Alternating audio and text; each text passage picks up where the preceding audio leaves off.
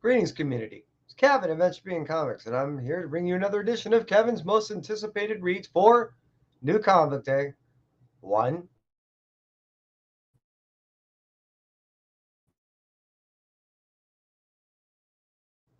11. The cool thing is luckily not overly inundated with a bunch of reads, so I've been able to catch up finally. And without further just gilding that potato, striping the lemons, something like that. Let's get on with it. Let's cruise over to Marvel. Started off with Carnage, issue number 9. Damn, as far as the symbiote stories are going, Carnage is definitely my favorite. It's sick, it's twisted, it's got a definitive goal. Starting to see how it's coming to fruition, and holy shit, there's a whole lot of Carnage in this wake of Carnage. Yeah. Anyways, I'm digging the story. I'm really loving this story, and that's why it's on, really high up there. And one of my anticipated reads for tomorrow. So, moving over from Carnage, we're going to cruise over to Ghost Rider, issue number 10. This finishes out the story that we're seeing with Exhaust. And this is another one of those stories that I really just rather riveted, I think when all the smoke clears, we're going to see what's going to end up happening. Get it? Smoke, exhaust. And I'm loving it. As far as a Ghost Rider story is concerned, this is probably one of the better Ghost Rider stories I've read in years.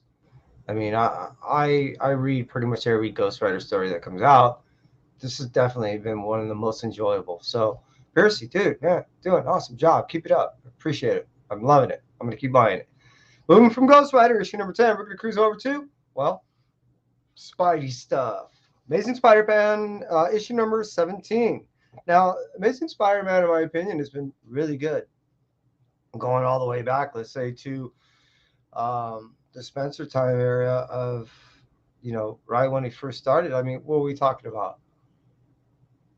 I mean, we're talking like 7 or 8 years. What we're talking about is way back then, everything just kind of seemed drawn out, and you're waiting for things to happen. And, we were all there, and it was decent stories, but it was more just dialogue than almost anything else. Quite the opposite in this Spider-Man. There's so much action. There's so much going on. There's so much cool story going on that it's just, I don't even know where to start. I'm not going to spend all the time telling you what's going on here and there, and I'm not going to give you all that debrief and all the review. What I'm going to tell you is, if you're not reading it and you do like Spidey stuff, I recommend jump back down the line. It's only 17 issues.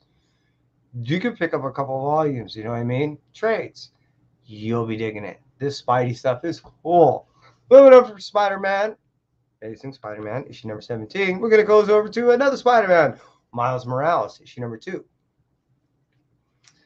This new volume is pretty, it falls right in line with what we know and love of Miles. The neat thing is they don't oversaturate, in my opinion, a lot of new characters in Miles, and what we get is a lot of Miles. I like that. And what we're getting in this new issue is we're finally getting a character that Miles has stated that he's seen before and played with before, but we've really never seen. So I'm anxious to see in issue number 2 what this character is all about. So that's why issue number 2 of Miles Morales is pretty high up there on my list. Moving on from there, we're going to go from Marvel to DC briefly. What I mean briefly is talking one issue. Batman and Joker Deadly Duo. I really liked issue number 2. Finally got to read it the other day. Now that we know, we get to see that more than likely Gordon is still alive, and we got to see a piece of him. It seemed healthy, but it's not good for Gordon. The Batman and Joker are going to work together. To me, and like I said, in my opinion, I knew this was going to happen. I'm not going to get into a story that kind of worked together in the past, but what I'm going to get at is it's about time that someone kind of wrote a story where they were forced to work together. And I'm kind of interested towards the end when it ends up transpiring, how Joker's going to kind of skip out and what ends up leading to whatever future story that may transpire leading out of this. So that's why definitely issue number 3 is pretty high up there on my list of DC. It's Batman and Joker Deadly Duo. Moving from DC, we're going to cruise over to Boom Studios. Boom Studios gives us, well, one of my most anticipated reads every single month, which is Grimm. Grimm issue number 17. Did I say 17? Issue number 7 is definitely something that I've been looking forward to. I only touched issue number 6. It's sitting up there. I only got to briefly read it. I was getting sucked into it, and then I got taken away. I can't wait to, after this video, to jump back into it, and tomorrow leads right into it. And I really have been, this read of Grimm has been rather consistent. There's been no ups, there's been no downs. It's just been constantly good and slightly constantly ramping up. I've been digging the story, and I look forward to it every month. And that's why it's really, I pretty much talk about it every month on my most anticipated reads. Every month.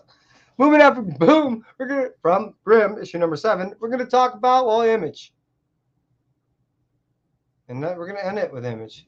This is a very short list. So we're going to start it off with Art Brut, issue number 2. I really love the setup in number 1. I got a teaser way back when of halfway through Art Brut, issue number 1. And when I was seeing what was going on, it tickled me. Don't get me wrong, I really like the Ice Cream Man, and I really dig Ha Ha a lot. It's refreshing not to see something as not brutal coming from this group, and somewhat whimsical and just lighthearted and fun.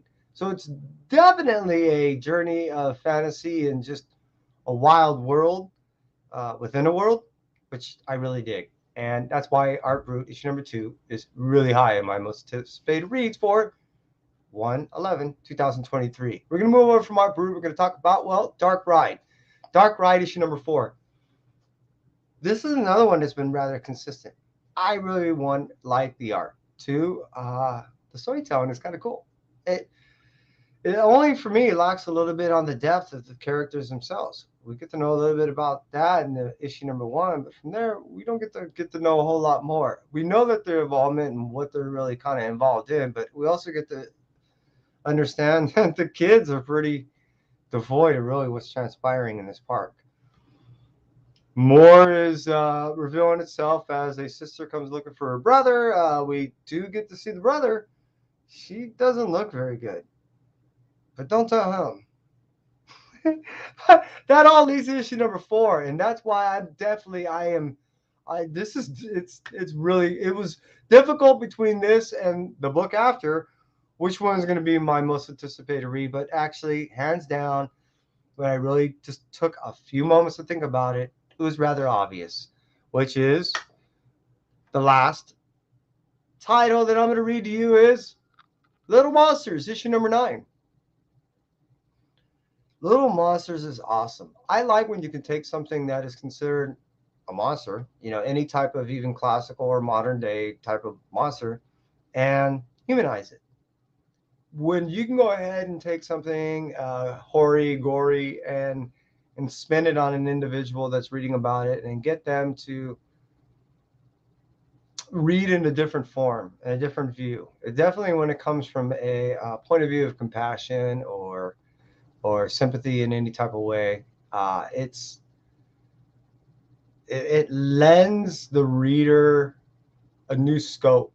And by doing so, it allows us as readers to fully, in my opinion, venture where the writer wants the reader to go.